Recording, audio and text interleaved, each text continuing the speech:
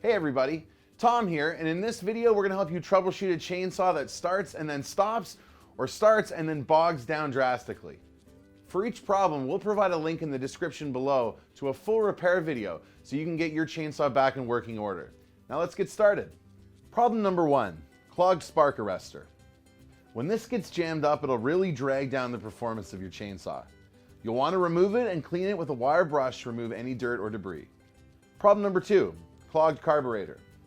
If you've left fuel in the chainsaw for a long time, you may have a clogged carburetor on your hands.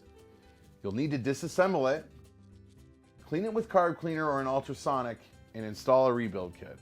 Problem number 3, clogged or dirty air filter. If your air filter is a mess, the engine will get too much fuel and not enough air to properly run. Give it a clean or simply replace it with a brand new one. Thanks for watching. Don't forget you can check out our full repair videos in the description below, and if you have any questions, feel free to leave those in the comments. Don't forget to subscribe for more videos to help you finish the job.